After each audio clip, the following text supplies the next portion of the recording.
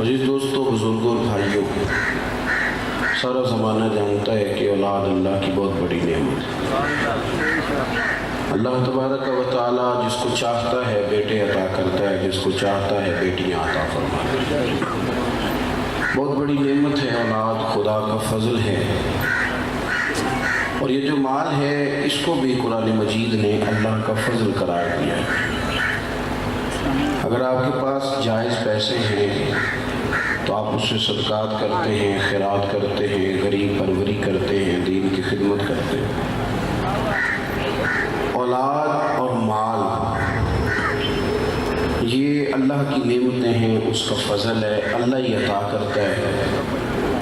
اگر یہ چیزیں نہ ہوں تو ان کے سوال کرنے کی اجازت ہے، اللہ کی بارگاہ میں مانگ لینی چاہیے، اس کے حضور عرض کرنی چاہیے۔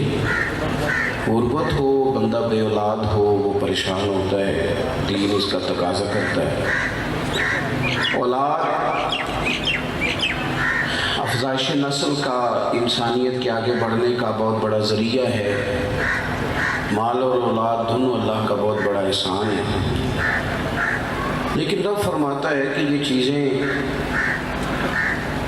تمہیں دی ہیں۔ پھر ایک اور بات بھی، ان کے خرچ کرنے کے طریقے، ان سے نبھا کرنے کے طریقے بھی بتائے۔ بچوں سے پیار کرنے کا حکم دیا، بچوں کی پرورش کرنے کا حکم دیا۔ نبی پاک صلی اللہ تعالیٰ علیہ وسلم نے بچوں کے ساتھ انسان کو دلچسپی رکھنے کی طرف رغبت دلائی۔ مال کے بارے میں کہا کہ تم نے فضول نہیں ضائع کرنا، اس کو اعتدال کے ساتھ خرچ کرنا، اور رزق حلال کی تلاش کو عبادت قرار دیا گیا۔ ساری چیزیں اپنی جگہ موجود ہیں، لیکن ساتھ یہ بھی حکم دیا، آپ غور کریں گے جو میں نے تمہید باندھی ہے اس پر، کہ یہ اللہ کی نعمت بھی ہے، اس پر توجہ جائز طریقے سے دینے کا حکم بھی ہے، لیکن ساتھ یہ بھی فرمایا کہ یا ایھا الذین آمنوا لا تلھکم اموالکم ولا اولادکم عن ذکر اللہ۔ فرمایا ایمان والو، تمہارا مال اور تمہاری اولاد کہیں تمہیں اللہ کے ذکر سے غافل نہ کر دے۔ سوال پیدا ہوتا ہے کہ مالک، دین کا ہی تو حکم ہے کہ بچوں سے پیار کریں۔ ایک شخص نے جب حضور سے سوال پوچھا کہ آپ بچوں سے پیار کرتے ہیں، تو حضور نے فرمایا کرتا ہوں، کیونکہ اللہ نے میرے دل میں ان کے لیے رحمت رکھی ہے۔ اب تیرے دل سے نکال دیا تو کیا کیا جائے؟ حکم دیا، لیکن کہا کہ ان کی محبت میں غافل نہیں ہونا اللہ کے ذکر سے۔ حکم ضرور ہے، پیار کرنا ضرور ہے تم نے، پر غافل اللہ کے ذکر سے پھر بھی غافل نہیں ہونا۔ مال کماؤ، رزق اگر تمہارا جائز ہے اس کے لیے نکلو۔ بہترین روزی وہ ہے جو انسان اپنے ہاتھ سے کما کے کھاتا ہے، فرما دیا گیا، لیکن روزی کی تلاش میں رزق حلال کے لیے نکلتے وقت بھی غافل نہیں ہونا۔ اور فرمایا وَمَن يَفْعَلْ ذَلِكَ، جو ایسا کرے گا فَأُولَٰئِكَ هُمُ الْخَاسِرُونَ، یہ لوگ بڑے نقصان میں ہیں، گھاٹا کھائیں گے یہ لوگ۔ آپ یعنی وہ جائز محبتیں جو کرنے کی اجازت ہے، وہ جائز کام جو کرنے کی اجازت ہے، اس میں بھی کہا گیا کہ کرو ضرور، پر غافل ہو کے نہ کرنا۔ ایسا نہ ہو کہ تم کھو جاؤ۔ پیار کرو بچوں کے ساتھ، لیکن بچوں کے پیار میں کھو کے نماز چھوڑنے کی اجازت نہیں۔ بچوں سے پیار کرو، پر بچوں سے پیار کرتے کرتے تمہیں یہ اجازت نہیں کہ اب تم بچے کی شادی آئے تو بینڈ باجا بھی بجاؤ۔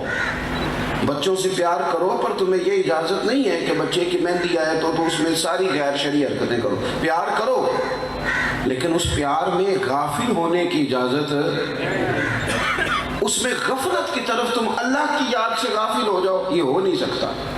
مال کماؤ، ڈیوٹی پہ جاؤ، ہاتھ پھیلانا شریعت نے پسند نہیں کیا، کما کے کھاؤ، لیکن ایسا نہ ہو کہ دکان کھلی ہو اور نماز تمہاری قضا ہو جائے۔ یہ نہ ہو کہ تم ڈیوٹی پہ تو وقت پہ جاؤ، صبح اگر 8 بجے دفتر جانا ہے تو تمہارا 7:30 تو الارم بجے، لیکن 6:15 جماعت ہے تو 5:30 بجے ہی نہ۔ یہ طریقہ درست نہیں۔ یہ جائز، بالکل جائز چیزوں میں بھی کہا اعتدال سے چلو، غافل ہونے کی اجازت۔ اماں اپنی مرضی سے شادی کرتی ہے بچے کی، خود بہو پسند کر کے لاتی ہے۔ کئی مائیں ایسی ہیں جو اپنا زیور دے دیتی ہیں کہ ایسے نئے سرے سے بنوا کے میری بہو کو ڈال دو۔ وہ بڑی مشقت کر کے، بڑھاپا بھی ہو، بیماری بھی ہو، پھر بھی سارے کپڑے خرید کے لاتی ہیں، سارا کچھ کرتی ہیں، لیکن شادی کے بعد شکوہ کیوں کرتی ہیں؟ وہ شکوہ اس لیے کرتی ہیں کہ ماں تو بوڑھی ہو تو وہ کہتی ہے جلدی شادی کر لے، میں کہیں مر نہ جاؤں، لیکن بعد میں وہ شکوہ کیوں کرتی ہے؟ شکوہ اس لیے کرتی ہے کہ تیری شادی ضرور کی تھی، تیرا گھر ضرور بسایا تھا، پر یہ تو نہیں نا کہ اب بیاہ ہو گیا تو اماں سے غافل ہو جائے۔ بیاہ کر، گھر بسا، لیکن تو اماں سے غافل ہو گیا۔ یہ غفلت درست نہیں ہے۔ ہم نے یہ کیا ہے کہ ہم نا کچھ شغل مغل میں لگ گئے ہیں، ہماری زندگیاں تھوڑی تھوڑی غفلت کا شکار ہو گئی ہیں۔ اگر کوئی لوگ کپڑے اور بال اور رنگ روپ سنوارنے والے تھے تو انہوں نے اسی کو مشغلہ بنا لیا، بس وہ ان کی ساری زندگی یہی ہے کہ کپڑے کیسے اچھے بنانے ہیں، میں نے بال کہاں سے بنوانے ہیں، میں نے یہ غفلت ہے۔ صاف ستھرا کپڑا پہننے کا حکم ہے اسلام میں، لیکن آپ اسی کام لگ گئے، یہ غفلت ہے۔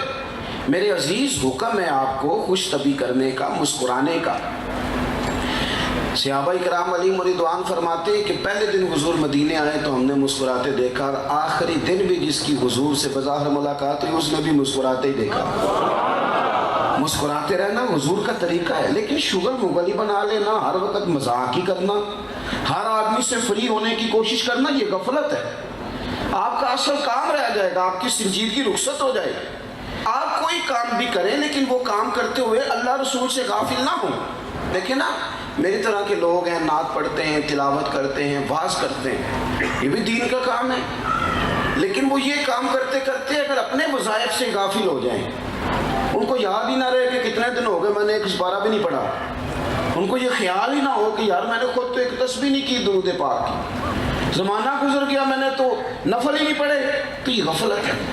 آپ کوئی بھی کام کریں، سفر کریں، کچھ بھی کریں، لیکن آپ غافل نہ ہوں۔ ہم غافل ہو گئے ہیں۔ میں بڑے درد سے یہ بات عرض کرتا ہوں، میں محفل کرانے والے لوگوں سے کہا کرتا ہوں کہ محفل ہے، اسے شغل میلہ تو نہ بناؤ۔ 15-20 لڑکے اکٹھے ہو گئے، ایک نعت خواں کا بندوبست کر لیا، ایک امام صاحب کو، خطیب صاحب کو آپ نے بلا لیا ہے، یہ وہ ایک ہی طرح کے آپ نے کپڑے سلوا لیے ہیں، سارا کچھ صحیح ہے، لیکن جس دن محفل تھی اس دن عشاء کی نماز بھی آپ نے نہیں پڑھی۔ اس کو آپ کیا سمجھتے ہیں؟ حضرت سلطان باؤ رحمۃ اللہ علیہ جا رہے ہیں، ہم بابا فرید صاحب کے مزار پہ حاضری دینے جا رہے ہیں، بس ہم نے تیار کر لی، بہت سارے لوگ اس میں بٹھا لیے، اس کے اندر ہم نے کھانا جو ہے وہ رکھ لیا پکا کے، اس کے اندر ہم نے پھل جمع کر لیا، بس جا رہے تھے بابا صاحب کی حاضری دینے، رستے میں ایک نماز بھی نہیں پڑھی، رستے میں سارا شوگر، بڑا مزہ آیا جی، اس نے فلانے نے ہنسا ہنسا کے پاگل کر دیا، فلاں نے بڑی باتیں سنائی، لوٹ گیا بابا صاحب کی حاضری دینے جا رہے ہیں۔ یہ تعلیمات حضرت سلطان باہو کی ہیں، یہ ہمیں سکھایا تھا حضرت بہاؤالدین زکریا ملتانی نے۔ داتا علی اجمیری کا یہ انداز ہے کہ آپ نے اس کو شغل میلہ بنا لیا ہے۔ آپ غافلوں جیسی زندگی نہیں گزار سکتے، آپ کو پلٹ کے آنا ہے۔ اگر آپ غافل ہو جائیں گے تو پھر تو آپ بڑی دور نکل جائیں گے۔ آپ کو حکم ہے کہ آپ سارا دن ڈیوٹی کریں، سارا دن نوکری کریں، لیکن اذان ہو جائے نا تو پھر کوئی چیز آپ کو روک نہ سکے، آپ پہلی صف میں کھڑے ہوں۔ آپ بچوں کی نوکری کریں، آپ انہیں کھانا دیں، آپ ان سے پیار کریں، ان کی ضروریات کا خیال کریں، لیکن یار یہ کیا بات ہوئی کہ بچوں کے ساتھ گپیں لگانے کے لیے بھی وقت تھا، مری لے جانے کے لیے بھی وقت تھا، باغ میں گھمانے کے لیے بھی وقت تھا، یہ سارے کام کیے، کیا ہو گیا؟ کیا ہو گیا؟ پورا مہینہ ہی گزر گیا ہے، ایک دن بھی رات کو 2 نفل نہیں پڑے اٹھ کے۔ ہر بندے کے لیے ٹائم نکالا، لیکن قرآن پاک کی تلاوت کہاں گئی؟ ہماری دعا کدھر گئی؟ عبادت کہاں گئی؟ غافل ہو گئے باقی ساری چیزوں سے۔ اور یہ مال اور یہ سارا کچھ، میرے رسول پاک صلی اللہ علیہ وسلم نے فرمایا، انسان کہتا ہے میرا مال میرا مال میرا مال، آپ دیکھ لیں، بٹھا لیں، پوچھ لیں بھائیوں سے کہ یہ زمین ہے تو آپ کی کون سی ہے، تو وہ کہے گا میری فرینڈ والی ہے، کارنر والے پلاٹ میرے ہیں، یہ میرا مال ہے۔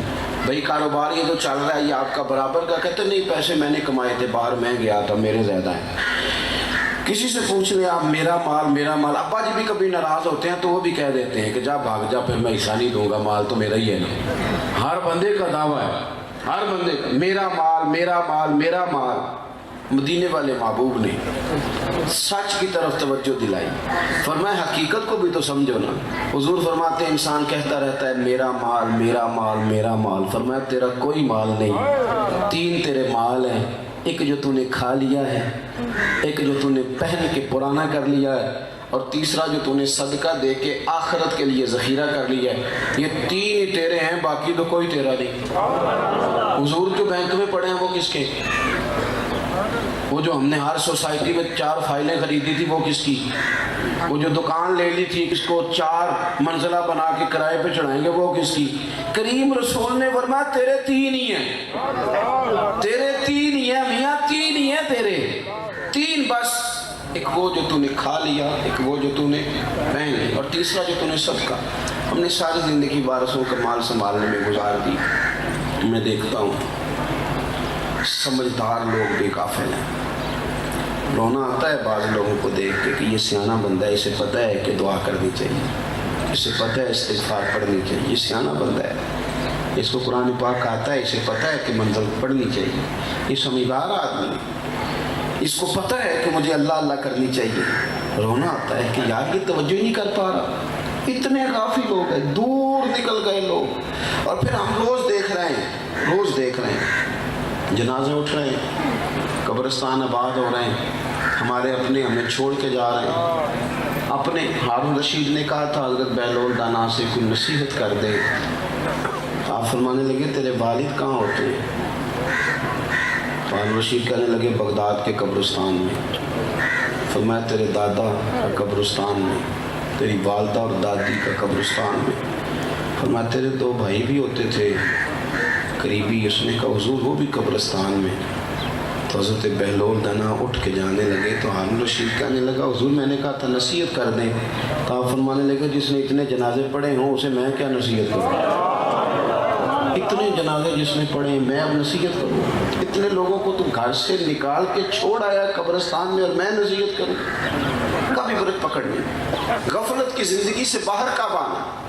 کب ہم لوگوں نے یہ سمجھنا ہے کہ یار ہماری نمازیں قضا ہیں، ہم نے پوری کرنی تھی، ہمارے بہت سارے معاملات وظائف رہ گئے ہم نے ادا کرنے تھے، ہم نے کئی جگہ پہ زکوٰۃ صحیح نہیں دی، وہ ہمارا قرضہ ہے وہ ہم نے چکانا ہے، بہت سارے حقوق العباد ہمارے ذمے تھے ہم توجہ نہیں کر رہے، ایسے جوانوں کی طرح غافلوں کی طرح زندگی گزار رہے ہیں۔ ہم سوچتے ہیں کہ پتہ نہیں کتنا لمبا وقت ہمارے پاس موجود ہے۔ غافل نہ بنے، غافل۔ معذوری شریعت میں معاف ہے، معذوری معاف ہے، مجبوری معاف ہے، لیکن جو غافل ہو گیا تو غافل ہو گیا۔ مجھے ایک صاحب نے، میں نے ان سے کہا تھا مجھے ملنا، تو اگر انہوں نے مجھے یہ کہہ دیا نا جی مجھے مجبوری بن گئی آ نہیں سکتا، تو ٹھیک ہے مجبوری بن جاتی ہے۔ اگر اس نے کہا کہ مجھے کوئی معذوری ہو گئی یا بیمار ہو گیا ہوں تو ٹھیک ہے ہو جائے، لیکن اگر اس نے کہا مجھے یاد ہی نہیں رہا، او ہو آپ کے ساتھ 9 بجے کا ٹائم سیٹ تھا، او ہو مجھے یاد ہی نہیں رہا، تو یہ تکلیف والا مسئلہ ہے، یہ معاملہ تکلیف والا ہے۔ میں اسے کہوں گا آج کے بعد نہ آنا، تم نے غفلت کر دی، تم نے ہمیں سمجھے کچھ نہیں، تم بھول ہی گئے، معذوری مجبوری مسئلہ اور ہے، تو بھول گیا تو کیا سمجھتا ہے؟ او میرے بھائی ہم تو ابا کو دفن کر کے واپس آ گئے، بھول ہی گئے کہ ہم نے بھی جانا تھا، ہم تو چھوڑ کے آ گئے دادا کو، کبھی سوچے ہی نہیں کہ ہم نے بھی آنا۔ اتنے غافل ہوئے، الہاکم التکاثر حتی زرتم المقابر۔ اللہ فرماتے ہیں تم تو مال کے پیچھے اتنے لگ گئے، اتنے تم الجھ گئے کہ تم نے قبروں کا منہ دیکھ لیا۔ مرتے دم تک لوگ مال کماتے رہے، غفلت میں پڑے رہے، سمجھے نہیں دوسروں سے وہ نا۔ اور پھر رومی کہتے ہیں کہ چلو تو خود نہیں سیانہ ہوتا تو دوسروں سے عبرت پکڑ لے۔ یہ ابھی آپ دیکھیں کتنے کتنے لاکھ لوگ چلے گئے اس بیماری میں۔ آپ کبھی یورپ کی تاریخ اٹھا کے دیکھیں تو پورے پورے خاندان خالی ہو گئے۔ او یارو کوئی بھی نہیں پلٹ کے پوچھتا، لوگ نئی دوستیاں بنا لیتے، نئے نئے یار تلاش لیتے ہیں۔ بچوں کو تھوڑی سی مشکل ہوتی ہے لیکن لمبی نہیں ان کو بھی ہوتی، آہستہ آہستہ وہ بھی اپنی ترجیحات طے کر لیتے ہیں۔ ہم نے اپنا حساب دینا ہے، ہم نے قبر میں جانا ہے، ہمارے مالک کے قریب نے ہم سے پوچھنا ہے، ہم نے وہاں اپنے معاملات کا، اپنے عقائد کا، نظریات کا، سوچوں کا، نمازوں کا، مال کا ہم نے حساب دینا ہے، اور وہ ہم نے اکیلے دینا ہے۔ کوئی ہمارے ساتھ ہماری جگہ پہ وہاں کھڑے ہونے کو تیار ہے؟ کوئی جگری یار نہیں، کوئی دوست نہیں، کوئی بھائی نہیں، کوئی نہیں۔ ہم نے جانا ہے۔ بزرگ فرماتے ہیں کہ دوسروں سے عبرت پکڑ لو۔ یہ کتنے لوگ ہیں؟ میں ایک شخص کو دیکھ رہا تھا، اٹلی کا غالباً تھا وہ، تو سارا مال رکھ کے بیٹھا ہے۔ وہ کہہ رہا ہے میرے خاندان میں کوئی بھی نہیں بچا، مال کروڑوں اربوں میں ہے، سب لوگ دنیا سے رخصت ہو گئے۔ کہنے لگا میں کیا باتیں پیسوں کے ساتھ کروں؟ کیا میں رات کو اپنی دکھ ان پیسوں کو سناؤں؟ تو کہتا تھا لوگوں میں دنیا کا وہ غریب آدمی ہوں جس کے پاس پیسے ہیں اور کوئی شے بھی نہیں۔ میری غربت دیکھو۔ دوسروں سے نصیحت لے لے۔ آپ پلٹ کے دیکھیں، آپ کے اس شہر میں بادشاہ بھی سو رہے ہیں، حکمران اور وزیر بھی سو رہے ہیں، رو پہ دس دیاں قبراں جنہاں تے پھل پے، ادھروں کوئی نہیں جے آمدہ، ادھروں لکھاں کرے۔ اپنی غفلت کو دور کریں، نیند سے جاگیں۔ بہت سارے لوگ ایسے ہیں کہ تھوڑے سے غافل ہو گئے تھے تو شکار ہو گئے وہ آزمائشوں کا۔ دوسروں سے ہی بندہ نصیحت۔ عارف رومی کہتے ہیں کہ شیر نے کہا گیدڑ سے اور لومڑی سے کہ چلو شکار کرنے چلتے۔ 3 جانور شکار کیے، خرگوش، گائے اور بکری۔ اس نے گیدڑ سے یہ کہا کہ یہ ہم نے 3 شکار کر لیے ہیں شیر سے، اب یہ بتاؤ کہ تقسیم کیسے کریں گے، کھائیں گے کیسے؟ تو گیدڑ کہنے لگا بادشاہ بڑی سادی سی بات ہے، یہ خرگوش لومڑی کھائے گی اور میں بکری کھاؤں گا، اور آپ چونکہ بڑے ہیں تو گائے آپ کھائیں گے۔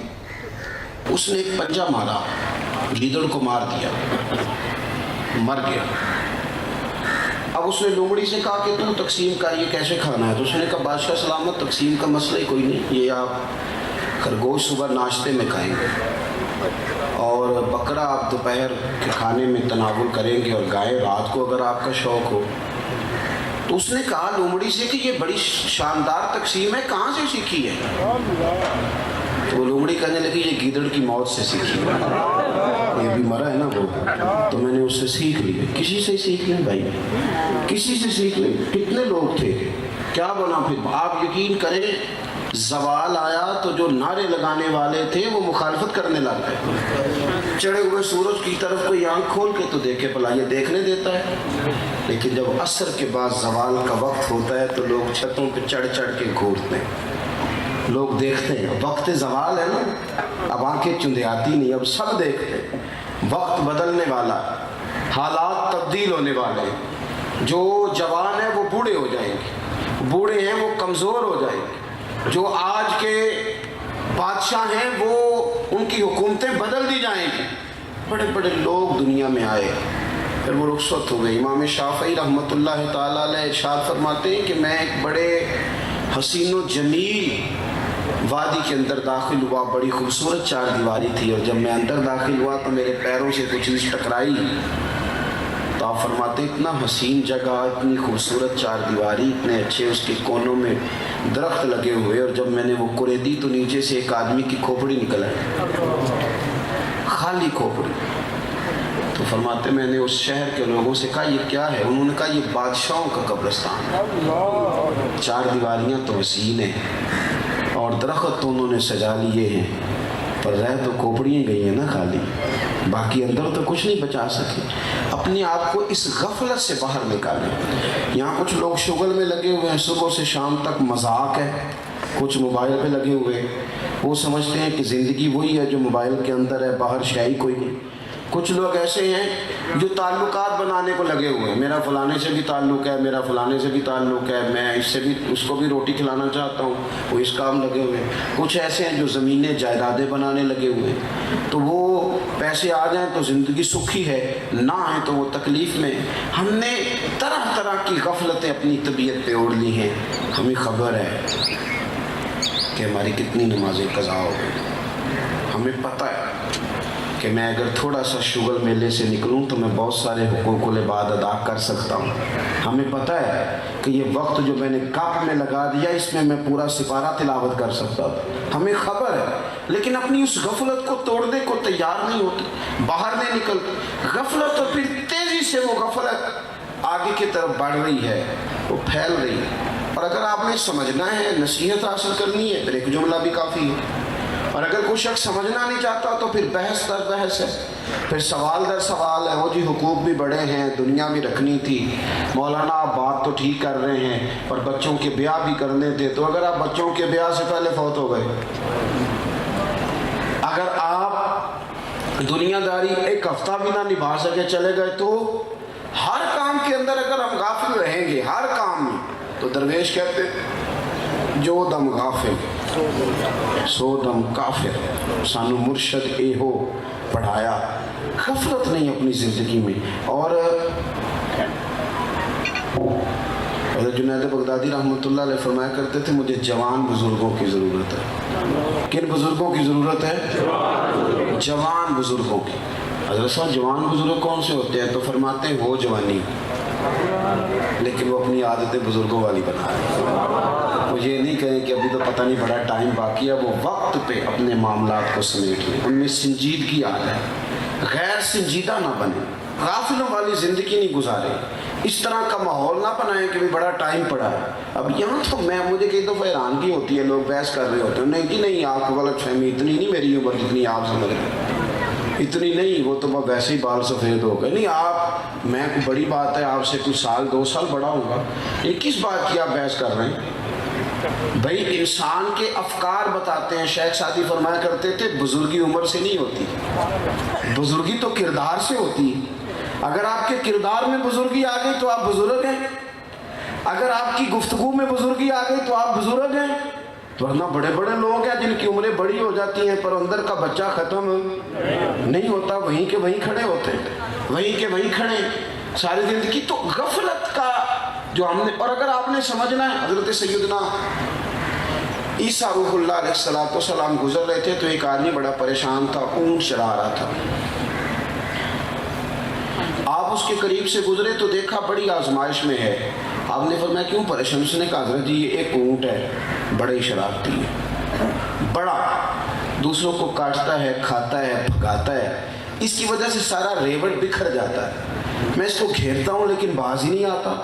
حضرت عیسیٰ روح اللہ علی نبینا علیہ الصلوۃ والسلام اس کے قریب گئے اونٹ کے, اس کا کان اٹھایا اور کان کے اندر کوئی بات کی. آپ تشریف لے گئے, 6 ماہ کے بعد واپس آئے. اونٹ لاغر ہو گیا, کمزور ہو گیا, مشکل سے چلتا ہے, گھاس کم کھاتا ہے, کمزور ہو گیا. آپ واپس تشریف لائے تو اس شخص سے پوچھا اسے کیا ہوا؟ کہنے لگے ایک بزرگ گزرے تھے, نہ جانے اس کے کان میں کیا کہہ گئے. آپ نے فرمایا میں ہی ہوں, میں عیسیٰ ہوں اللہ کا پیغمبر. آپ کیا کہہ گئے اس کے کان میں؟ تو آپ فرمانے لگے کچھ بھی نہیں, میں نے تو صرف اتنا کہا تھا کہ تو بھی تو ایک دن ماری جائے گا, آخر تو موت ہی ہے نا, طے تو یہی ہے نا کہ تو نے مرنا ہے. جتنا مرضی بھاگ لے, جتنی مرضی شرارت کر لے, جتنا مرضی شغل بنا لے, آخر موت ہے, طے ہے کہ تو نے مرنا ہے, اینڈ یہی ہے تیرا. آپ نے یہ لفظ کہہ کے واپس نکلے تو وہ شخص آپ کا چہرہ دیکھنے لگا. آپ نے فرمایا تجھے کیا ہوا؟ کہنے لگا حضور جانور سمجھ گئے, ہمیں بھی تو آپ سمجھ لینا چاہیے, اب ہمیں بھی تو سمجھنا چاہیے نا, یہ سمجھ گیا ہے, ہمیں بھی تو سمجھنا چاہیے. آپ اگر غفلت سے باہر آئیں گے, اگر آپ سنجیدہ ہو جائیں گے, آپ کی گفتگو میں لب و لہجے کے اندر محسوس ہوگا کہ یہ شخص اس طرح کا نہیں ہے. ایک پالیسی ہوتی ہے پکی, ایک انسان زندگی میں منصوبہ بندی کرتا ہے جس میں دیر پر چلتا ہے. ایک پالیسی ہوتی ہے ڈانگ ٹپاؤ, کہ آج کا دن گزارو کل, ہماری پالیسی ہے ڈانگ ٹپاؤ. ہم کو تو نہیں آج کا دن گزارو نا کسی طریقے سے, وہ نہیں جی اللہ معاف کرنے والا ہے. میں نے کرا لیا دعا, پیر صاحب آئے تھے, وہ میں آج کے رسول ہوں, پرسوں تو نافل نعت کرائی ہے, 6 پورے نعت کا 6 کے 6 مجھے کہہ گئے تھے تو آج کے رسول ہے. اور کئیوں نے تو جام کی ٹکٹ بھی مجھے ہی دی ہے کہ تم پکا ہے, باقی پکے ہو نہ ہو. تو اتنے سارے تو لوگ کہہ گئے ہیں تو بچ ہی جاؤں گا کسی نہ کسی طریقے سے. تو یاد رکھنا رسول کائنات صلی اللہ تعالیٰ علیہ وسلم کی پیاری زوجہ سیدہ طیبہ طاہرہ ام المومنین سیدنا عائشہ صدیقہ محدثہ ہے، محدثہ فرمایا کرتی سی دعا کرو اللہ حساب نہ پوچھے، دعا کرو مالک حساب نہ پوچھے۔ اماں جی دعا کراتی دعا کرو وہ حساب نہ پوچھے، نہ حساب پوچھ لیا تو مشکل ہو جائے گی، دعا کرو وہ۔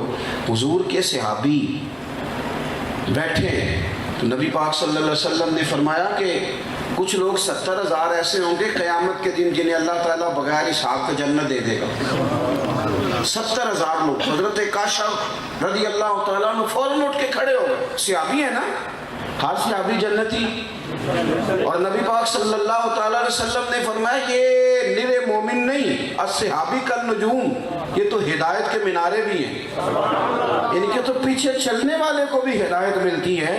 اتنے تگڑے لوگ، حضور نے فرمایا 70,000 لوگوں کو اللہ بغیر حساب کتاب جنت دے گا، تو حضرت عائشہ اٹھ کے کھڑے ہو گئے، سونیا میرے لیے بھی دعا کر اللہ مجھے جنت دے دے، میرے لیے بھی دعا کرے اللہ مجھے ان میں شامل کرے جن کا حساب نہیں ہوگا۔ تو حضور نے فرمایا جا تیرے ساتھ وعدہ کر لیا، اللہ تبارک و تعالیٰ تجھے ان میں شامل کرے گا، اللہ تجھے ان میں شامل کرے گا۔ تو ایک صحابی اٹھے، یا رسول اللہ میرے لیے بھی دعا کرے، فرمایا کر دیتا ہوں، پر عکاشہ تجھ پہ سبقت لے گیا ہے، وہ آگے نکل کے۔ طلب یہ ہے کہ کامیابی ہو جائے، کامیابی۔ لا یستوی اصحاب النار و اصحاب الجنہ، جنتی اور جہنمی برابر نہیں ہوتے بھائی، اصحاب الجنتی ہم الفائزون، کامیاب وہی ہے جسے صبح قیامت جس کے لیے رب رحمت کے ساتھ جنت کا فیصلہ کر دے گا۔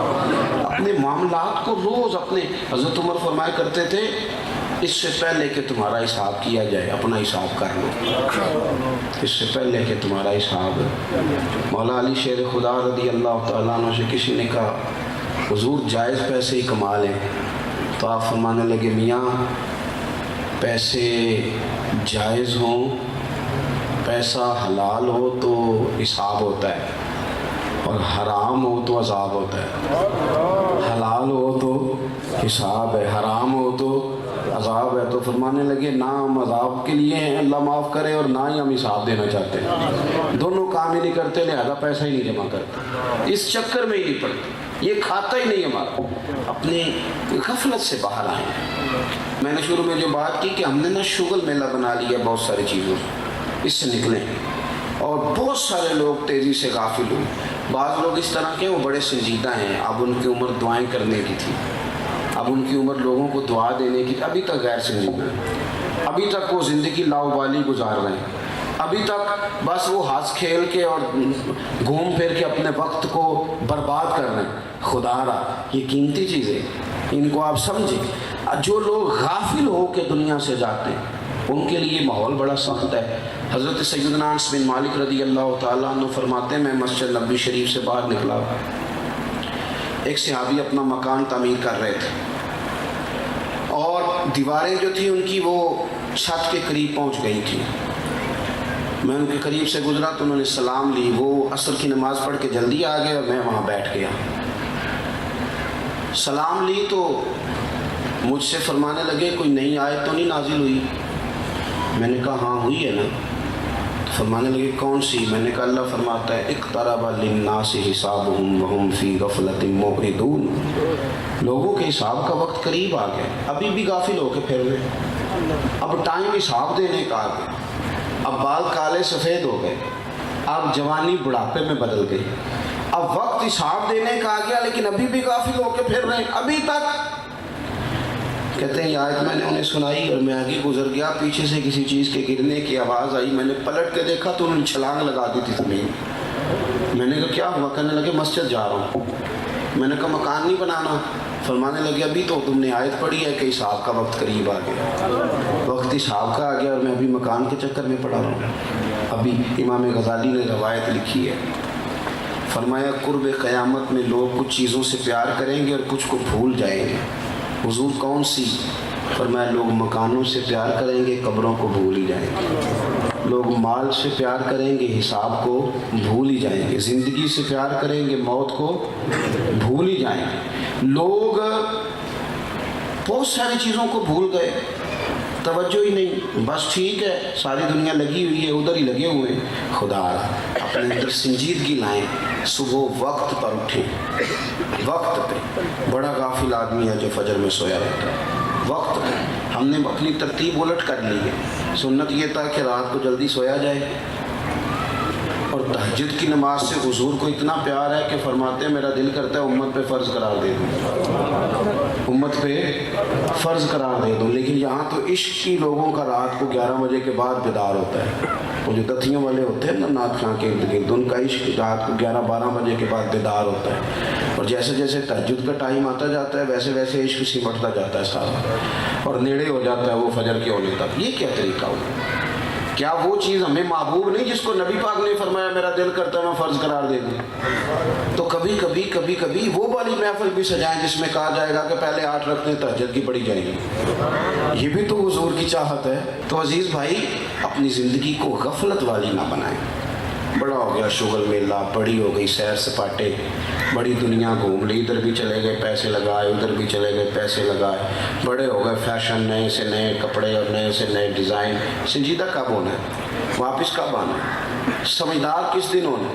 میں کئی دفعہ پہلے بھی کہہ چکا ہوں، میرے صوبے میں نا پنجاب میں سیانے ہونے کی عمر ہی کوئی نہیں۔ چھوٹی عمر میں کہتے ہیں بال انہوں پتہ نہیں ہے جی، جوان ہو جائے تو کہتے ہیں خون گرم ہے، انہوں کیویں سمجھائیے تھے، وڈیرا ہو جائے تو کہنے انہوں پتہ ہی نہیں لگا۔ سیانے ہونے کی تو عمر ہی کوئی نہیں۔ ہاں سمجھدار کب ہونا ہے؟ کس وقت آپ سمجھدار ہوں گے؟ آپ نے ہر عمر کے لیے تو کوئی کہاوت بنا لی۔ اپنے آپ کو سنجیدہ کریں اور اپنے آپ کو سمیٹیں۔ آپ یقین کریں بہت ساری چیزوں سے ہم خود بھی تنگ ہیں، کچھ عادتیں ہماری سہانے روح بن گئی، ہمیں تکلیف دیتی ہیں، لیکن ہم فیصلہ ہی نہیں کرتے۔ ساری زندگی فیصلہ ہی نہیں کرتے کہ ہم نے کرنا کیا ہے۔ فیصلہ کریں اپنی زندگی میں، طے کریں اور واپس لوٹیں۔ سب سے زیادہ توجہ کے ساتھ وضو کریں، سب سے زیادہ، اور اس سے بھی زیادہ توجہ کے ساتھ اپنی نماز کو وقت دیں، توجہ کے ساتھ۔ اور ایک ہوتا ہے بوجھ بنا کے کسی کام کو کرنا، ایک ہوتا ہے شوق کے ساتھ کرنا۔